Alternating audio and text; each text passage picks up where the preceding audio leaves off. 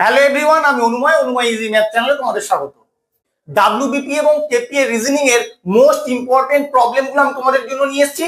এই টাইপের প্রবলেম কিন্তু তোমাদের এক্সামে অবশ্যই থাকবে, তাই তোমরা প্রথম থেকে শেষ পর্যন্ত ভিডিওটা দেখবে এবং কিরকম প্রবলেম তোমাদের এক্সামে আসে তার একটা ধারণা তোমাদের মধ্যে তৈরি হয়ে যাবে। তাহলে আসো দেখে নেই কি আছে প্রবলেমটা। এই প্রবলেমটা আমারও করতে গিয়ে আটকে গেছিল, অনেক চিন্তা ভাবনা করার পরে আমি এর লজিকটা খুঁজে পেয়েছি। তোমরা সকলেই পজ করে করার চেষ্টা করো, দেখো তোমরা একবারে লজিকটা বের করতে পারছো কিনা, না হলে তো আমার ভিডিওটা আছেই। তাহলে দেখো, তুমি সংখ্যাগুলোকে একটু লক্ষ্য করো।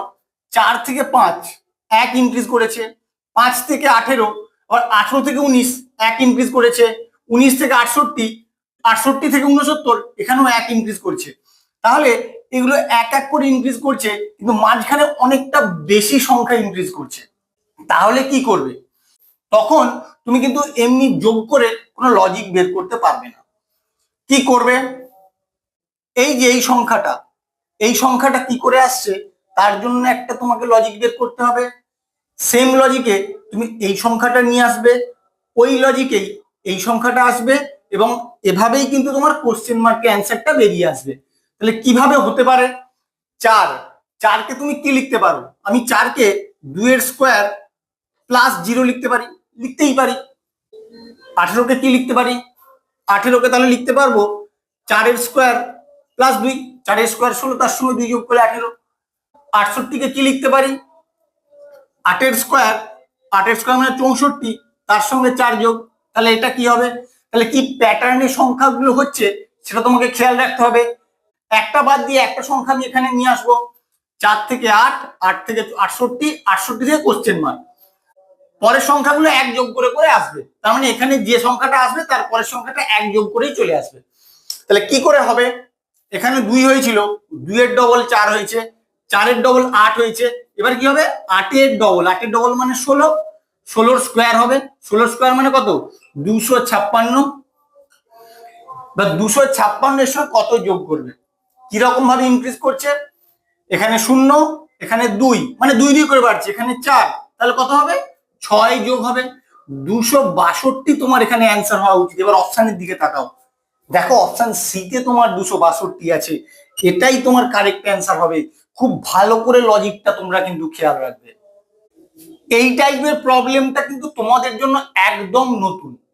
তাহলে কিভাবে করবে তোমরা কিন্তু ভালো করে খেয়াল করো আমি কিভাবে করছি, কারণ এই টাইপের প্রবলেম দিলে তোমরা অনেক সময় আটকে যেতে পারো, নতুন দেখতে পাচ্ছ। কারণ গতানুগতিক প্রবলেম কিন্তু এটা নয়। তাহলে যখন গতানুগতিক প্রবলেম থাকবে না তখন কিভাবে অ্যাপ্রোচ করতে হবে তুমি দেখতে পাবে। যখন এখানে অ্যালফাবেট গুলো আছে তাহলে অ্যালফাবেট গুলোর আগে প্লেস ভ্যালু তোমাকে লিখে নিতে হবে, না হলে কিন্তু তুমি কিচ্ছু লজিক খুঁজে পাবে না। অবশ্যই তোমাকে প্লেস ভ্যালু লিখে নিতে হবে। তাহলে আসো লিখে নেই। ই এর প্লেস ভ্যালু কত? 5, এইচ এর প্লেস ভ্যালু 8, এম এর প্লেস ভ্যালু 13, ডি এর প্লেস ভ্যালু 4, আর এর প্লেস ভ্যালু 18, ভি এর প্লেস ভ্যালু 22, টি এর প্লেস ভ্যালু 20, এফ এর প্লেস ভ্যালু 6। তাহলে এখানে কি হবে? তুমি এবার যদি হরাইজন্টালি দেখো তাহলে ওখান থেকে দেখো একটা লজিক কিন্তু তোমার ডেভেলপ হয়ে যাচ্ছে। কিরকম? এই 5 আর 8 যোগ করলেই কিন্তু তোমার 13 চলে আসে। একই রকম ভাবে এই 4 আর 18 যোগ করলেই তোমার 22 চলে আসে। তাহলে এখানে কি হবে? 20 আর 6 যোগ করলে কত হবে? 26। এবার 26 কোন অ্যালফাবেটের প্লেস ভ্যালু? 26 হচ্ছে তোমার জেড এর প্লেস ভ্যালু, তাহলে এখানে তোমার জেড হবে। এভাবেই কিন্তু তোমার সলভ করতে হবে। শুধু তোমাদেরকে এরকম অ্যারো চিহ্নগুলো দিয়ে ভাবড়ে দিয়েছে যাতে তোমরা ভাবো নতুন ধরনের প্রবলেম, নতুন ভাবে কি লজিক অ্যাপ্লাই করব। তাই ভালো করে খেয়াল রাখো আমি কিভাবে সলভ করছি। এই টাইপের একটা প্রবলেম জেনারেলি তোমাদের থাকে, আর এই প্রবলেমগুলো তুলনামূলক যথেষ্ট সোজা। তার জন্য তোমাদের কিন্তু বদমাস রুলটা ভালো করে খেয়াল রাখতে হবে। বদমাস রুলটা খেয়াল রাখলেই অঙ্কটায় কিচ্ছু নেই। এবার যেগুলো যা বলেছি, যোগ মানে ভাগ, মানে যোগের জায়গায় ভাগ লিখে দেবে, গুণ মানে বিয়োগ, আর ভাগ মানে গুণ। যেখানে যা বলেছে সেখানে সেগুলো রিপ্লেস করে দেবে, করে দিয়ে তারপরে বদমাস রুল অ্যাপ্লাই করলেই তোমার অ্যান্সারটা চলে আসবে। তাহলে আসো একটু করে নেই। 81 যোগ মানে কি বলেছে? ভাগ, ভাগ বসিয়ে দেবে 3, গুণ মানে বলেছে বিয়োগ, বিয়োগ 6, ভাগ মানে বলেছে গুণ, এখানে গুণ লেখো, এখানে 15, যোগ মানে ভাগ, আবার ভাগ বসাও, ভাগ 3। এবার আগে কিসের কাজ হয়? আগে ভাগের কাজ। 81 কে 3 দিয়ে ভাগ করো 27 বিয়োগ 6 গুণ 15 কে 3 দিয়ে ভাগ করো 5। এরপরের কাজ গুণের কাজ 27 বিয়োগ 6 5 30, 27 থেকে 30 বিয়োগ করলে 3 হবে, অবশ্যই 30টা বড়, তার আগে মাইনাস চিহ্ন, তাই এখানে মাইনাস বসবে। তাহলে -3 হবে তোমার এখানে অ্যান্সার। কত নম্বর অপশন? অপশন এ হবে তোমার এখানে কারেক্ট অ্যান্সার। কোডিং ডিকোডিং থেকে এই প্রবলেমটা তোমার দেওয়া আছে। নোজ সমান ইনোজ হলে ক্রাউড সমান কি হবে? তোমার দেখে কি মনে হচ্ছে? দেখে বুঝতেই পারছো যে এই যে লাস্টে ইটা ছিল, এই ইটা শুধু প্রথমে হয়ে গেছে, বাকি সব অ্যালফাবেট গুলো যেমন ছিল তারপরে বসে গেছে। তাহলে এখানে কি হওয়া উচিত? লাস্টে যে অ্যালফাবেটটা আছে ডি, সেটা তোমার প্রথমে বসে যাবে, বাকি তারপরে যে অ্যালফাবেট গুলো আছে সেগুলো শুধু বসে গেলেই তোমার অ্যান্সারটা বেরিয়ে যাওয়া উচিত। এবার অপশনের দিকে তাকাও, D P R O U কোথায় আছে? D P R O U কিন্তু একটা অপশনেও নেই। তখন কি করবে?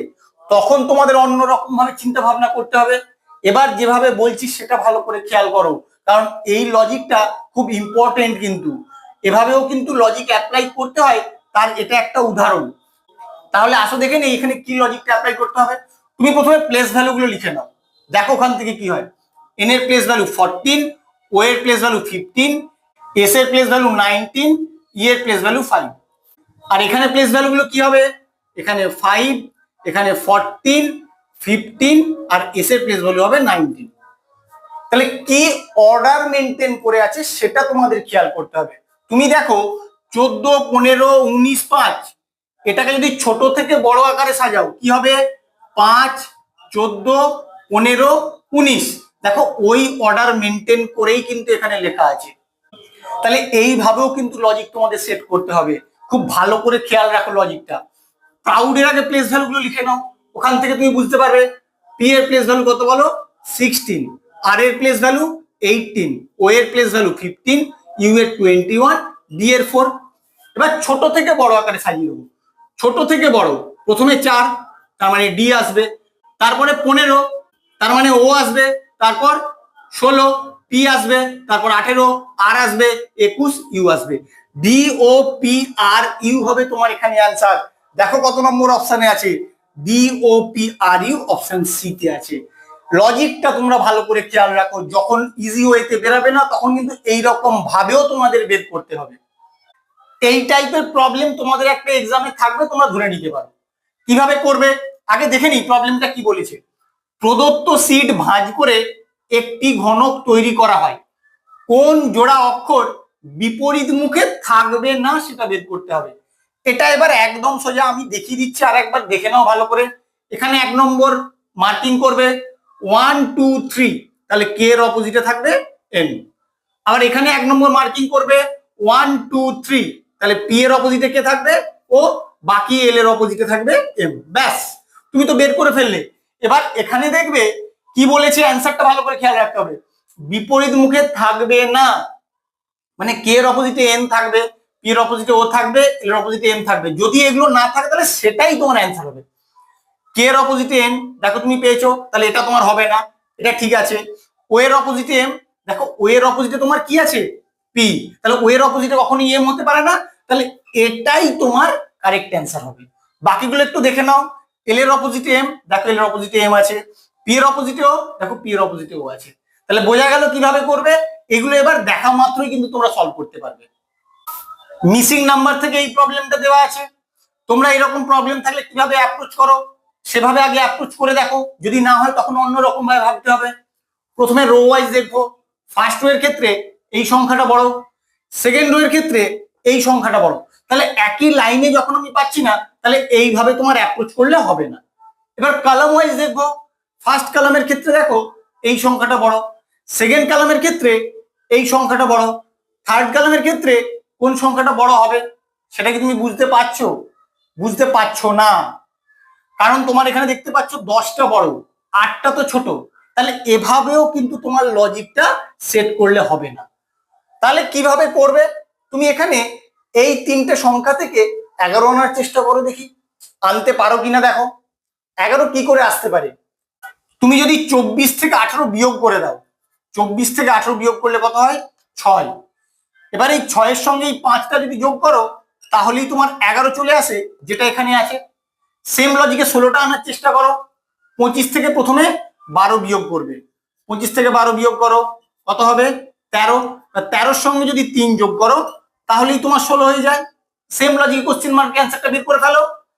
8 থেকে 3 প্রথমে বিয়োগ করবে, 8 থেকে 3 বিয়োগ করলে তোমার হয়ে যাবে 5। 5-এর সঙ্গে এই 10 যোগ করে দেবে, তাহলে 10 আর 5-এ 15 হবে তোমার এখানে অ্যান্সার। কত নম্বর অপশনে আছে দেখো? অপশন এ হবে তোমার এখানে কারেক্ট অ্যান্সার। তাহলে সব সময় কিন্তু রো ওয়াইজ আর কলাম ওয়াইজ এরকম অ্যাপ্রোচ করলে আসে না, তোমাকে এভাবেও কিন্তু লজিক অ্যাপ্লাই করতে হবে। আমার ভিডিওটা কেমন লাগলো তোমরা অবশ্যই কমেন্ট করে জানাবে।